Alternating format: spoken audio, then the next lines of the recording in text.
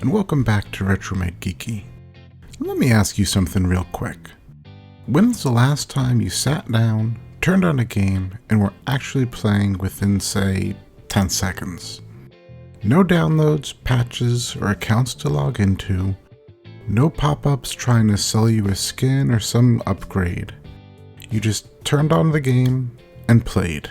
Honestly, half the time now when I boot up a more modern game, I think, cool, I'll play this tomorrow once it finishes updating.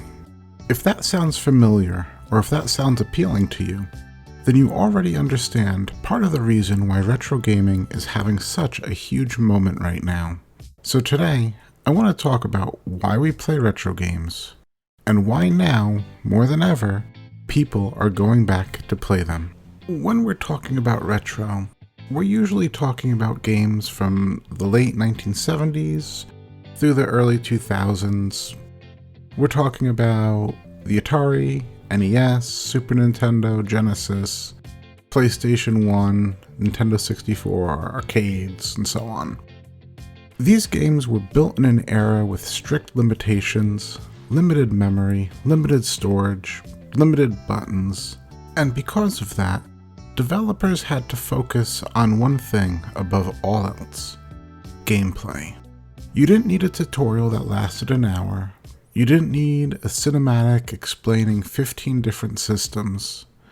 You learned by playing, and usually failing, a lot. Which honestly is probably why so many of us developed patience. One of the biggest reasons retro games still work today is because they fit into modern life better than a lot of modern games do. Most of us don't have 3 uninterrupted hours to game anymore. We've got jobs, families, responsibilities, phones buzzing every 5 minutes.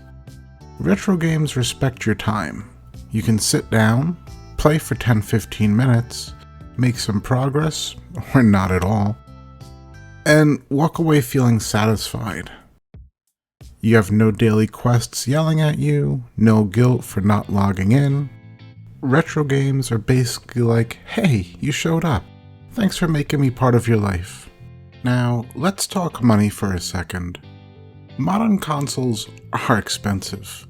$500 to $800 for a brand new system. Even used, you're still spending a lot.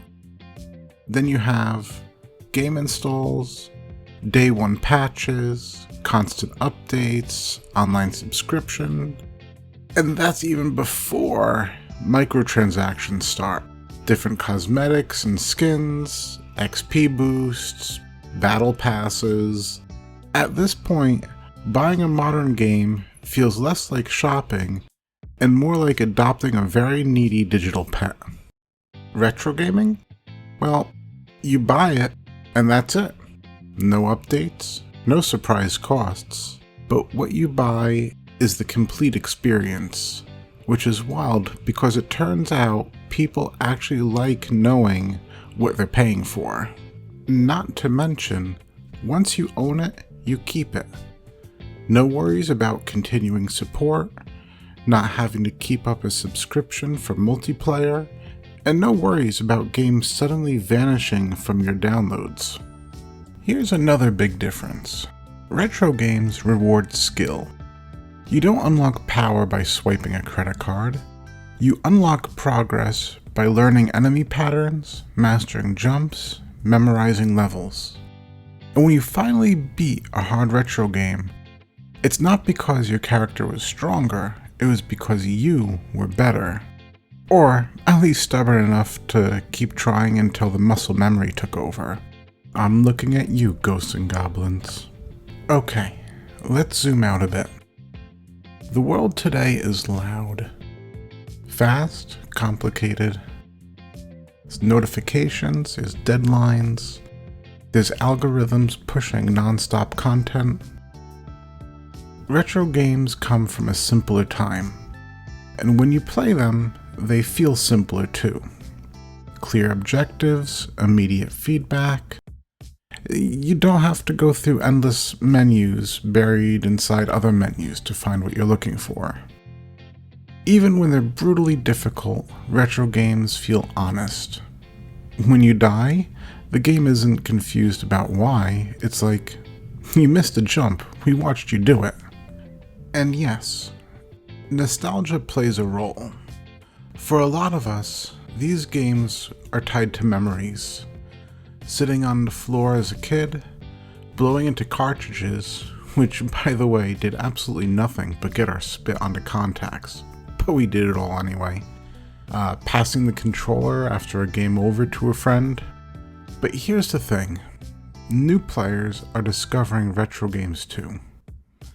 People who didn't grow up with these systems are playing them and realizing, hey, these games are really fun. Good design doesn't age. So why now? Because people are burned out.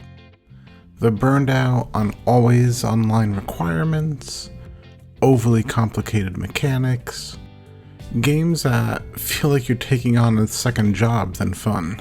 Retro games offers an alternative.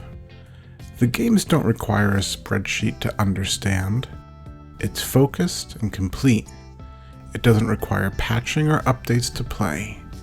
It is what it is from the day the ROM was programmed. So, whether you're replaying an old favorite or discovering a classic for the first time, retro games aren't just about looking backward. They're about reconnecting with what made gaming special. If you enjoyed this commentary, let me know. What retro game do you keep going back to, and why?